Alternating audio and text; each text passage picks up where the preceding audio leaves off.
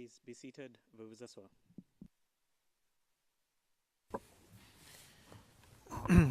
Good morning again. Le président, je salue tout le monde car j'aimerais revenir sur un point que nous avons traité à huis clos. Mais un huis clos partiel sera suffisant. Le président, huis clos partiel, je vous prie. Monsieur le greffier.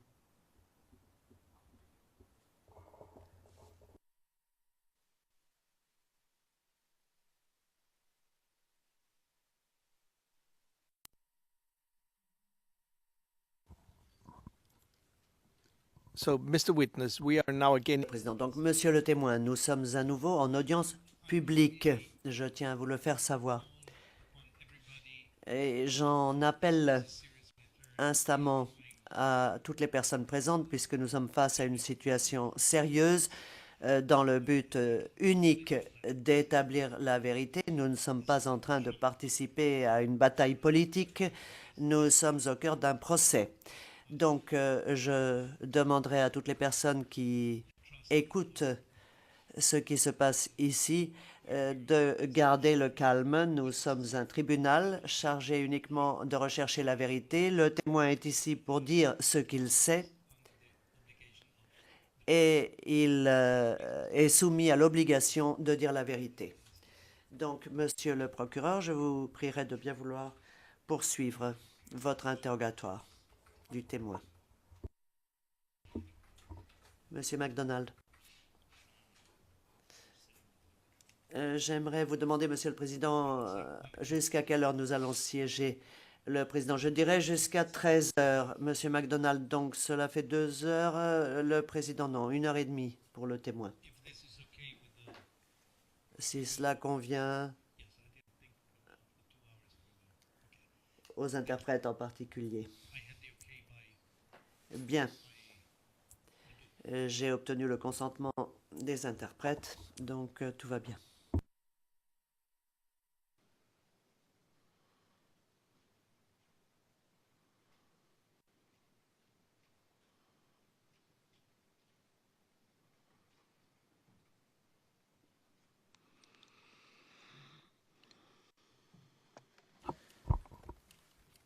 Bonjour, monsieur le témoin. Bonjour, monsieur le procureur.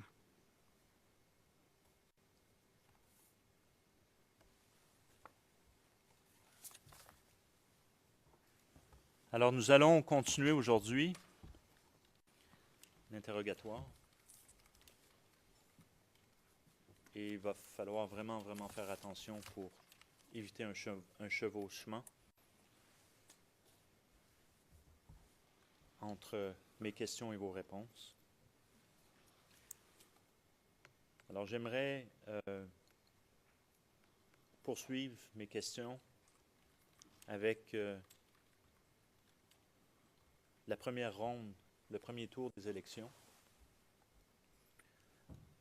Où étiez-vous à ce moment-là, au moment du déroulement du premier tour du 30 octobre 2010?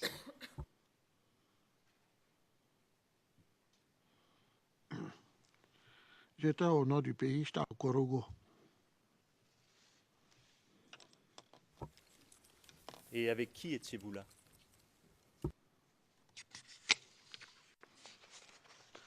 J'étais avec le directeur de campagne, M. Issa Malik Koulibaly, et son équipe.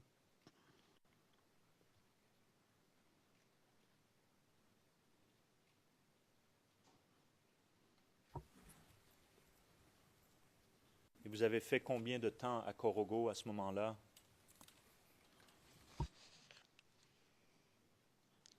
Je crois bien nous étions partis à Korogo une semaine avant les votes.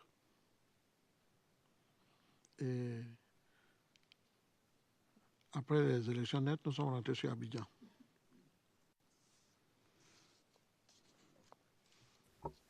Comment est l'atmosphère à ce moment-là lorsque vous êtes à Korogo?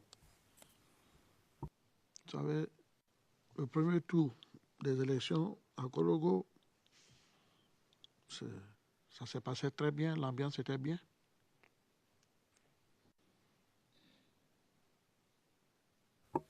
Lorsque vous rentrez sur Abidjan Pourriez-vous nous expliquer ou nous rappeler les résultats du premier tour?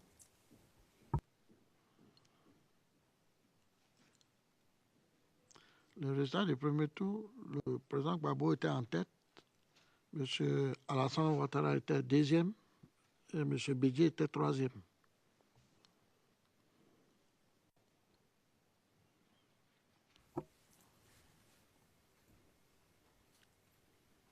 Que faites-vous, vous, personnellement, durant la période entre les deux tours, entre le premier et le second tour? Le second tour qui va avoir lieu, comme on le sait, le 28 novembre. Nous, moi personnellement, j'étais revenu sur Abidjan. On était en train de s'organiser comment il faut repartir sur le terrain.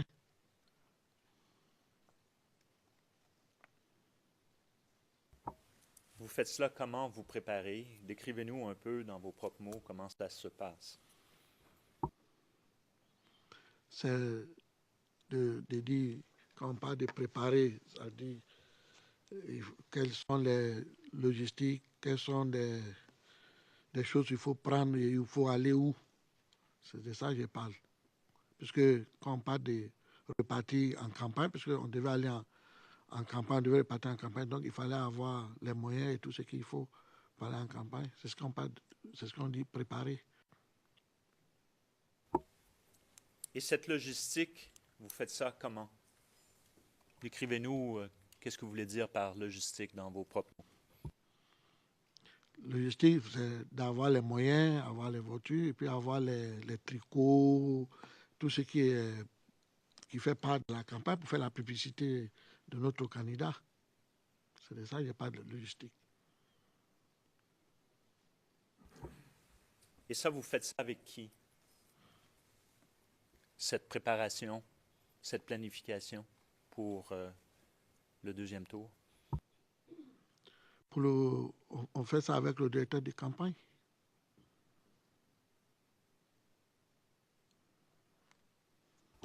Donc, vous voulez dire M. Malik?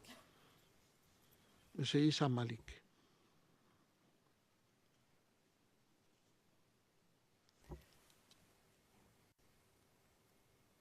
Où êtes-vous lors du deuxième tour?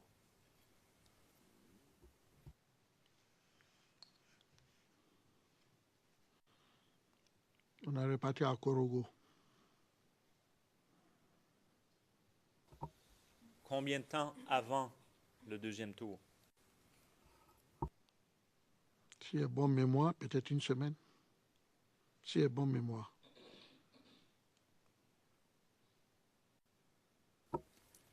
Avec qui? Avec toujours le DNC, le directeur national de campagne, M. Issa Malik.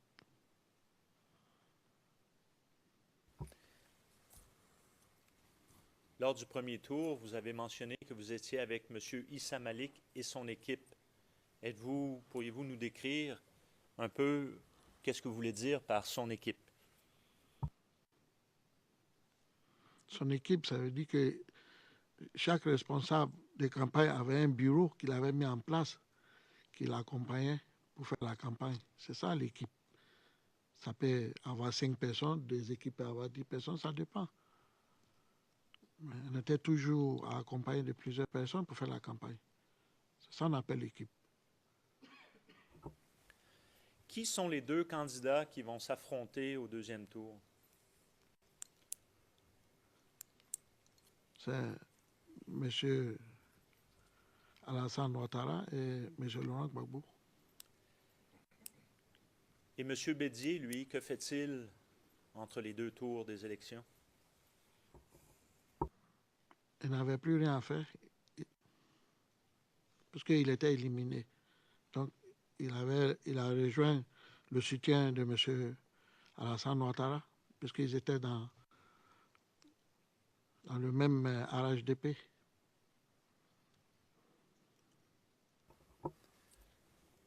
Comment a-t-il annoncé cela,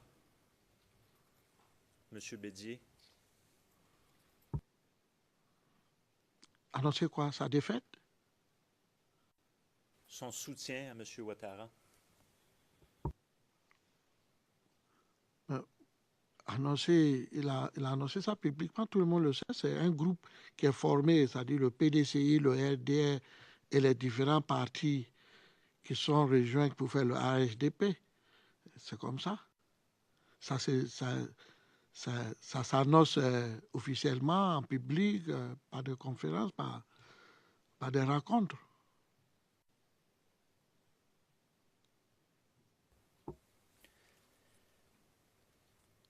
Lorsque vous êtes à Corogo au deuxième tour, décrivez-nous l'atmosphère. L'atmosphère n'était pas bonne au deuxième tour. La tension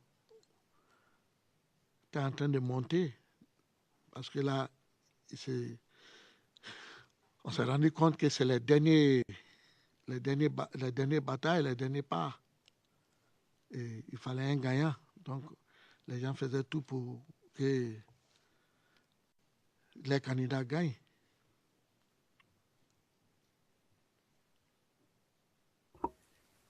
Et dans cette région de Corogo, comment se passent les choses à ce moment-là? C'est ce qu'il vient de dire. J'ai dit que les choses se passaient avec des tensions très élevées. Parce que c'était les derniers pas des candidats. Il fallait que les gens, tout le monde fasse de leur possible pour que les candidats restent le vainqueur.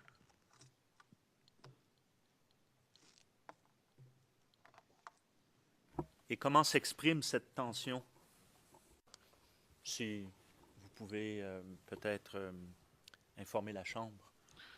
La tension que je vais dire qui était trop élevée, c'est que les supporters de chaque candidat ont voulu à tout prix que les militants aient sorti voter plus pour que les candidats soient le gagnant.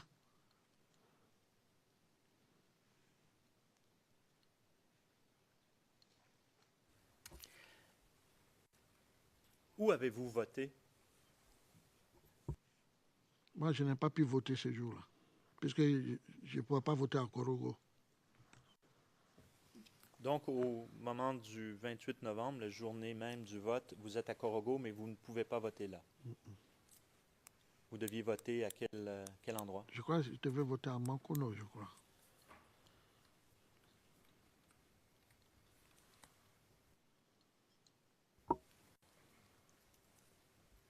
Vous quittez Corogo quand par rapport au 28?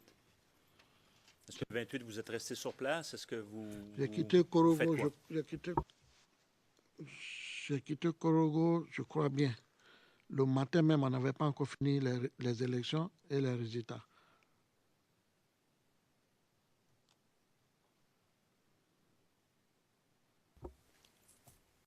Et vous vous déplacez comment à ce moment-là? Ce jour, parce que la tension était trop montée et les gens nous faisaient peut-être croire qu'on allait nous attaquer à Corogo et tout ça, qu'il fallait quitter Corogo. Il ne fallait plus rester. C'est comme ça que nous sommes partis de Corogo. Je crois que l'équipe de directeur de campagne est partie par avion. Et les autres, d'autres ont pris des voitures. Moi, je suis passé par plusieurs villes du nord jusqu'à sortir pour rejoindre Abidjan.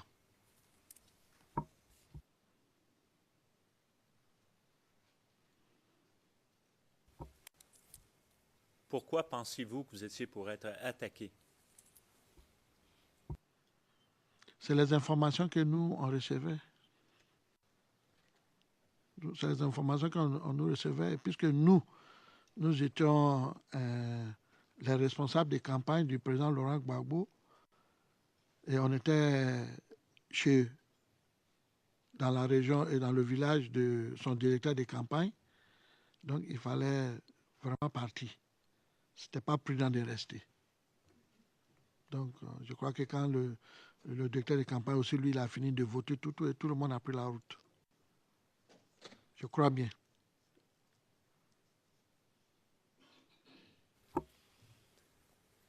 Il s'agissait donc d'informations que vous aviez reçues. Oui. est-ce que ces informations se sont matérialisées de quelque manière que ce soit à ce moment-là, alors que vous vous trouvez à Corogo? Non, non. Mais on sentait un engouement vraiment pas, pas trop sécurisant pour nous, quoi. Donc il fallait partir. Mais il n'y a rien qui a été fait devant moi.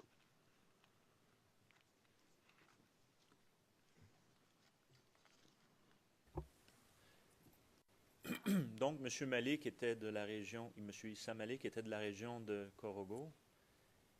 Vous, vous êtes à ce moment-là de la région de Mankono. Pourquoi, peut-être pourriez expliquer à la Chambre, pourquoi est-ce que vous étiez dans l'équipe de M. Issa Malik et peut-être l'équipe, et vous n'étiez pas partie de l'équipe de Mankono, vu que Mankono c'était votre région et non Corogo? Oui, mais il n'y a rien de grave à ça. J'ai choisi d'être dans l'équipe de Dr Malik pour mieux le soutenir dans sa région à lui, qui était important, qui était grand, qui était vaste pour les élections. Et il avait aussi besoin de mon soutien. C'est pour cela que j'étais avec lui. Et pourquoi avait-il besoin de votre soutien? Parce que je suis un bon leader. Excusez-moi, je n'ai pas bien compris votre réponse parce que vous dites, vous êtes un bon leader ou M. Issa Malik est un bon leader? J'ai dit parce que je suis un bon leader. Quel était votre lien, outre le fait que la réponse que vous venez de donner, que vous étiez un bon leader, aviez-vous un lien particulier avec la région de Corogo? Est-ce que, quand vous dites qu'il avait besoin de mon soutien, c'est ce que j'aimerais que vous puissiez expliquer dans vos propres mots à la Chambre.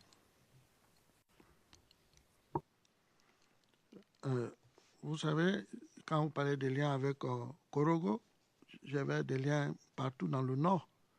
Et à ma connaissance, je suis quelqu'un qui était beaucoup apprécié, qui était aimé aussi par les gens de la région. Et je crois que je pouvais apporter un plus dans ma façon de convaincre et parler à la population pour soutenir le président Gbagbo. Et je pense que c'était important pour le directeur de campagne.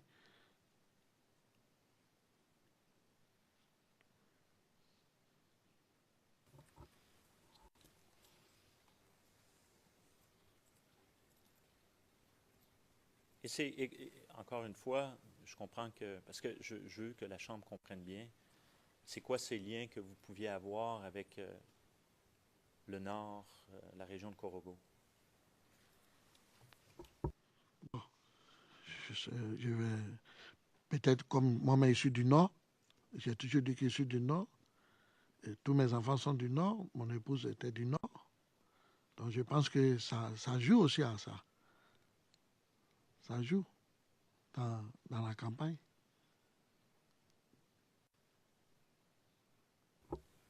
D'accord. Vous rentrez sur Abidjan.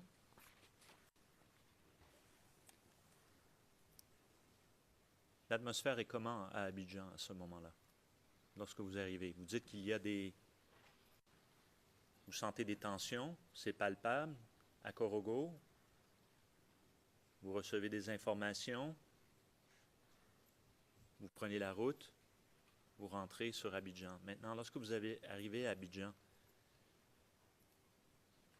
l'atmosphère, décrivez-nous l'atmosphère. C'est comment? Je pense que je suis arrivé à Abidjan le soir. Les résultats n'étaient pas encore sortis. Bon, je pense que tout était calme, on attendait les résultats. Je pense bien.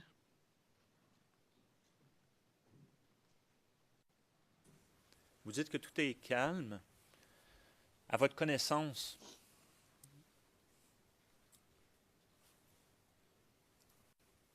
sans vouloir être suggestif, Y a-t-il des restrictions de mouvement à votre connaissance à ce moment-là, soit sur Abidjan ou le territoire, quand vous dites que vous avez pris la route le soir, et ainsi de suite?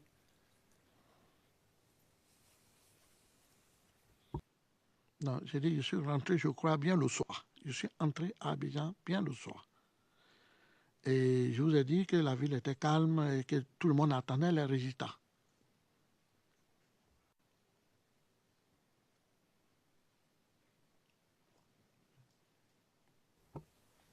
Est-ce que la situation est demeurée calme à Abidjan au moment où, dans les jours qui suivent? Décrivez-nous un petit peu décrivez-nous la situation à Abidjan à partir du 28 et dans les jours qui suivent.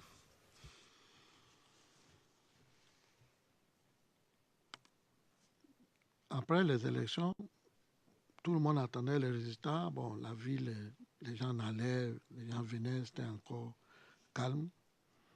Jusqu'à que les résultats ont commencé à être donnés. Et puis la musique et les résultats venaient, les gens donnaient les résultats. Jusqu'à, en fin de compte, tous les résultats n'ont pas été donnés à la date indiquée et l'heure où laquelle la commission indépendante qui était chargée des résultats ne pouvait plus donner les résultats, puisque minuit était déjà arrivé. Donc lui, M. Youssouf Bakayoko, ne pouvait plus donner les résultats du dernier tour des élections. Donc il fallait maintenant passer à la Cour constitutionnelle. Et c'est là-bas que les résultats devaient être donnés. Et je crois que c'est là la tension a commencé.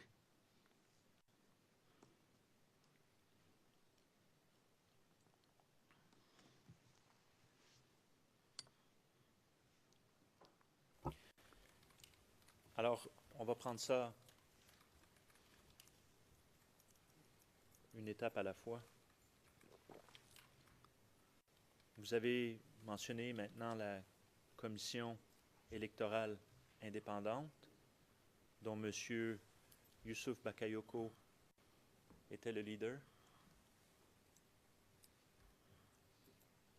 Your Honors, I would have a special request. Le procureur, Monsieur le Président, serait-il possible d'éteindre l'écran qui est derrière le témoin?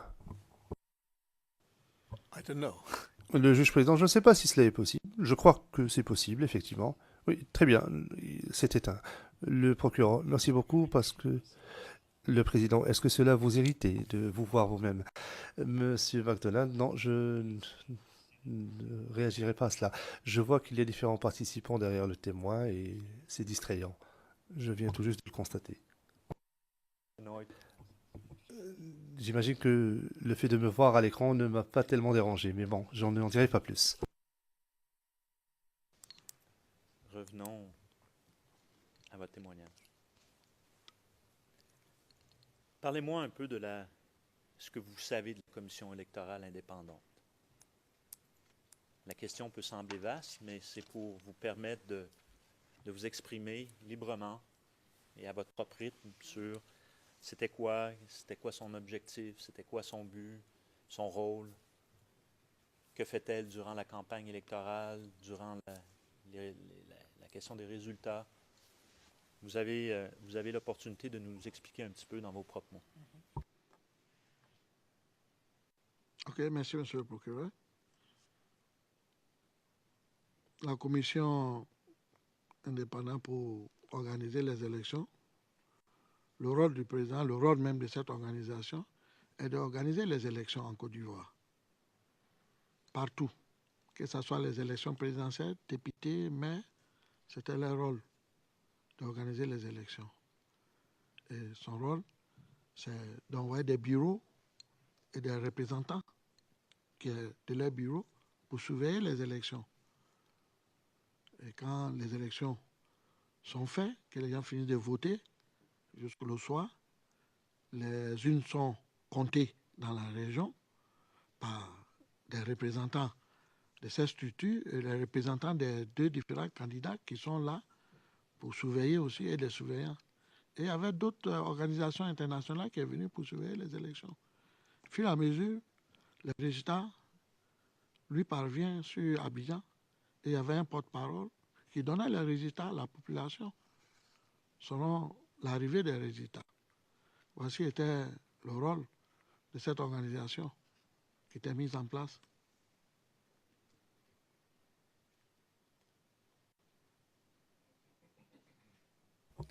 D'accord. Donc, il y a une structure au sein de la commission électorale. Vous en avez, vous venez de le mentionner. Vous dites qu'il y a des représentations. Ils s'occupent donc d'organiser les élections. J'aimerais que vous expliquiez peut-être brièvement, juste revenir sur une question de précision. Au moment du décompte des urnes, il y a donc, vous mentionnez un représentant de la commission électorale. C'est bien cela? Oui, Il y a également un représentant du candidat M. Gbagbo et d'un autre représentant du candidat M. Ouattara. C'est bien cela? oui. Et vous dites également qu'il y a d'autres personnes présentes. Qu'est-ce que vous voulez dire par là? C'est qui ces personnes? Je vais parler des organisations internationales qui viennent pour surveiller les élections, le bon déroulement des élections. C'est de cela que je parle. Et pour que la Chambre comprenne bien, c'était qui ces organisations? Est-ce que vous êtes capable de nous nommer leur nom? Pas les personnes, le nom des organisations que ces personnes représentaient. Donc, les organisations sur le terrain, quoi.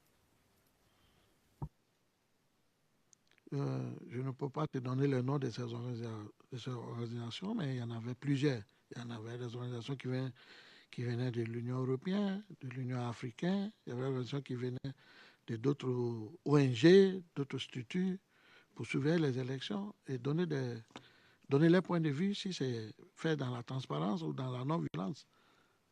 Mais je ne peux pas te citer les noms, il y en avait tellement. Donc, il y avait beaucoup d'organisations sur le terrain. Oui. Selon vous, qui étiez sur le terrain, vous êtes présent au moment où le vote se déroule. Parce que je comprends que vous quittez, vous êtes sur la route le 28, mais où sont-ils ces personnes au moment du déroulement du vote durant la journée du 28 novembre, lorsque vous êtes à Corogo? Il y a d'autres qui étaient dans la commune de Corogo, dans la ville même. Et quelques-uns, quand nous sommes sortis un peu tournés pour voir dans les villages, dans les différentes villes, il y en a qu'on n'a pas vu dans les autres bureaux. Mais au sein de Corogo, il y en avait un patron, déjà qui faisait de bureau par bureau, qui tournait pour vérifier si les choses se passaient bien. Et selon ce que vous avez pu observer, comment se déroulaient les choses à ce moment-là? Comme je vous ai dit, nous, on n'a pas trop duré à Corogo. Mais quelques bureaux que nous, on allait assister, c'était juste un peu calme. C'était calme. Donc, à ce moment-là où vous les avez vus, ça se passait bien. Mhm. Vous avez mentionné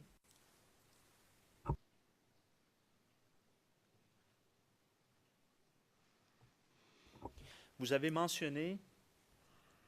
avez fait allusion tout à l'heure à un porte-parole de la Commission électorale indépendante. Est-ce que vous êtes capable d'identifier cette personne-là, juste pour qu'on se situe bien, qu'on comprenne bien de qui on parle au juste?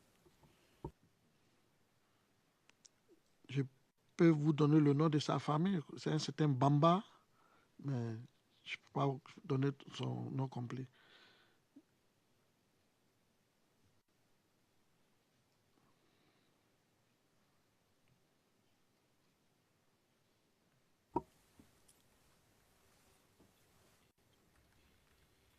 Est-ce qu'il s'est exprimé en tant que porte-parole publiquement à ce moment-là, au moment après le 28 novembre? Oui, c'est lui qui donnait les résultats que la commission lui remettait.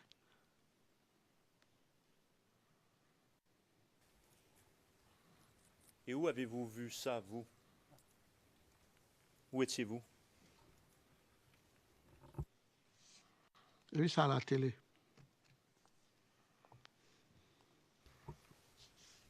Pourriez-vous décrire quand vous l'avez vu à la télé? Premièrement, vous l'avez vu combien de fois à la télé? Mais je crois qu'il passait chaque fois que les résultats venaient.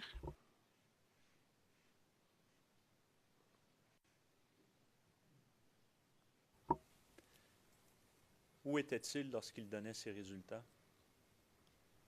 Physiquement. Il était à Abidjan, au siège de la commission électorale.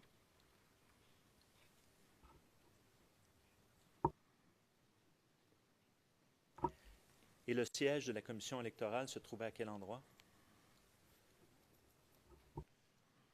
Au deux plateaux.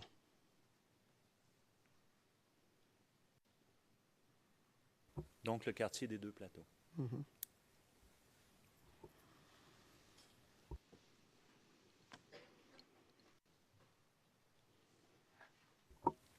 Vous avez mentionné précédemment, hier, dans votre témoignage, que M. Damanapikas était l'un des membres de cette commission électorale indépendante.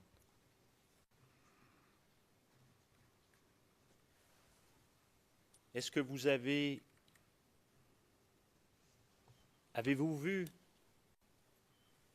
durant les jours qui suivent et dans l'attente des résultats, est-ce que vous avez vu M. Damanapikas et le porte-parole à la télé en même temps?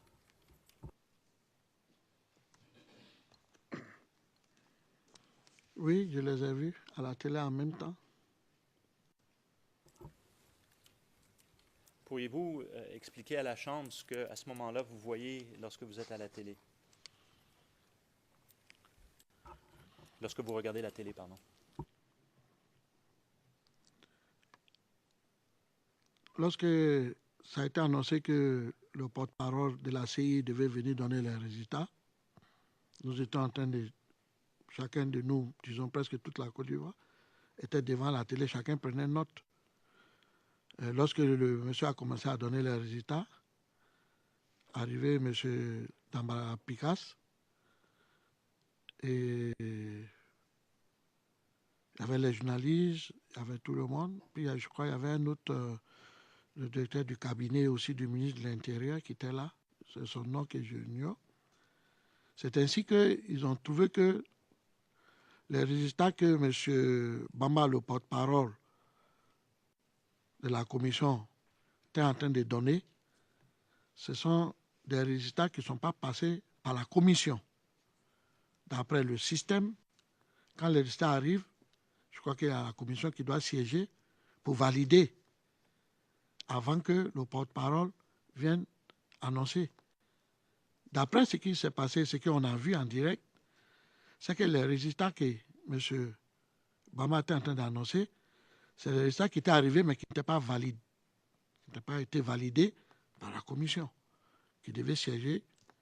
Donc, c'est ainsi qu'il y a eu des disputes. Et c'est comme ça, M. Damanapikas a saisi les documents devant le porte-parole de la commission. Il a pris, il est parti. C'est comme ça s'est passé. Ce sont les faits et c'est ce qui s'est passé. Très bien. I would now ask for the... Je vais maintenant demander à avoir la main et nous allons présenter une petite vidéo que vous trouvez CIV OTP 0047 0820. Cette vidéo est associée à une transcription CIV OTP 0048 1167.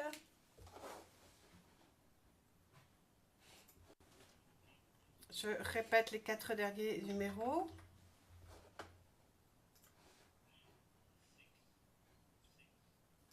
Un, 6, 6, 7.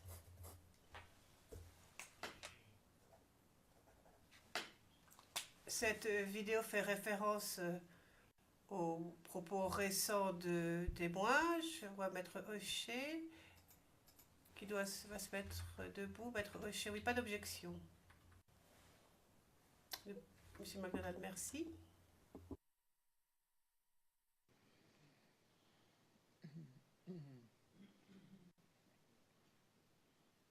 Mr. McDonald, is this information public?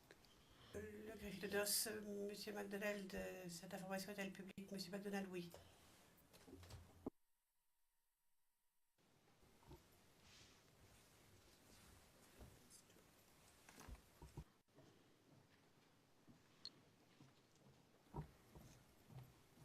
On m'informe qu'il faut se placer sur Evidence 2.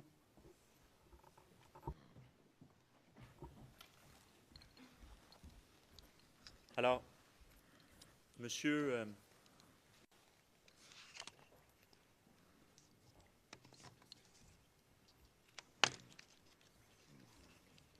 monsieur le témoin, monsieur le témoin, avant qu'on vous on voit ou on projette, à ce moment-là, lorsque vous dites que ça passe, vous voyez ça à la télé, vous regardez quelle station télé? La RTI télé de Côte d'Ivoire. Donc, la RTI, je comprends que c'était la télévision nationale? C'est ça? C'est ça.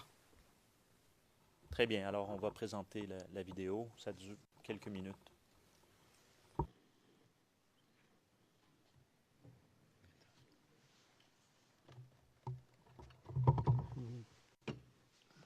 Voilà. Ok, ça c'est bon.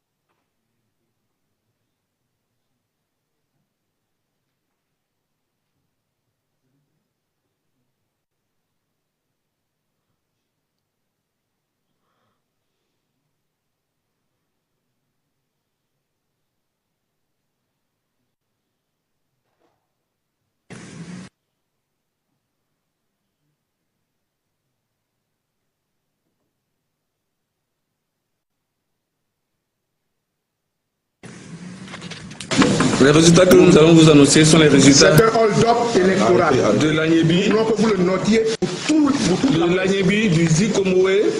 Ces résultats n'ont pas été consolidés. Les commissaires de la CEI ne sont pas informés. Et du Sud Komoué. Ils ne sont pas informés. La procédure, après avoir donc validé les résultats. Baba Yakuba se prévaut de son titre de porte-parole. Excusez-moi. Monsieur le témoin, je vais en profiter pour juste arrêter. Je vais vous demander d'identifier donc quelques personnes qu'on peut voir sur la vidéo. Je m'excuse, je n'avais pas planifié de le faire immédiatement, mais aussi bien de le faire pendant qu'on est au début de la projection. Pourriez-vous nous indiquer, monsieur, dans un premier temps, le porte-parole de la CEI? C'est la personne qui est assise, évidemment. Je ne vous apprends rien là. Oui, merci. Et vous avez, c'est monsieur, quel est son nom à nouveau? Oui, c'est lui que j'ai nommé tout à l'heure, monsieur Bamba. D'accord. Mais son nom vient d'être dit, c'est monsieur Bamba Yakuba. C'est bien lui. D'accord.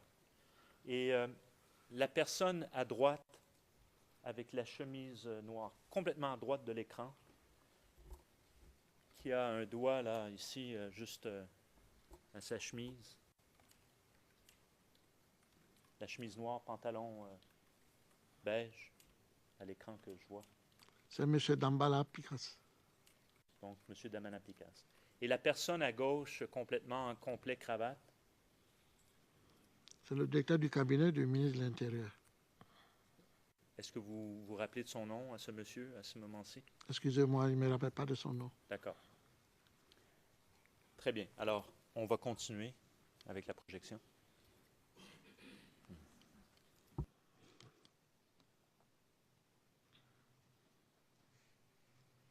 I was doing so well,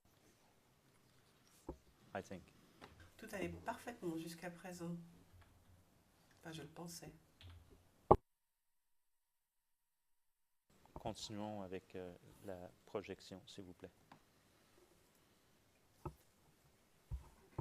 Vous pouvez me laisser parler au moins?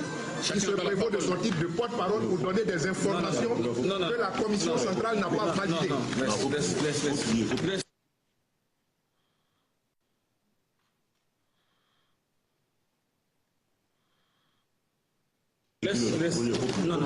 Les résultats Nous avons une procédure et un mode opératoire à la commission centrale qui n'a pas été respecté. Et c'est la même chose qui a été faite hier. C'est la même chose qui a été faite hier. Hier, on vous a donné des résultats de la diaspora qui n'ont pas été consolidés par la commission. Et M. Bamba Yakouba est venu s'excuser par la suite en commission centrale. Il n'a pas le droit de continuer cette forfaiture. On peut avoir le nom, s'il vous plaît? Je suis Topa Véli, membre de la commission centrale de la CEI. Et monsieur? Et je suis Damana Diapikas, membre de la commission centrale de la CEI. Maintenant, vous faites ce que vous voulez de ce qui va vous livrer. Merci. Moi, je suis Bamba Yakouba, le porte-parole de la commission électorale indépendante. Nous sommes venus depuis ce matin pour consolider les résultats. Vous laissez ça là. On n'a pas consolidé ça, il faut laisser ça.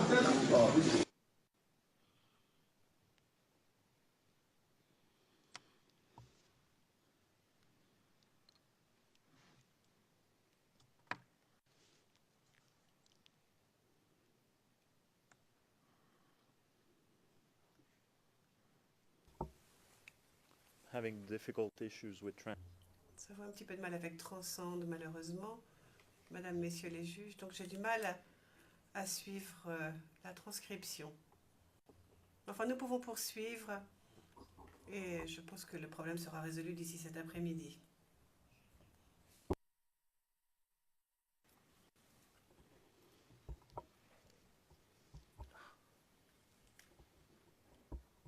Monsieur, je vais être obligé de changer de micro.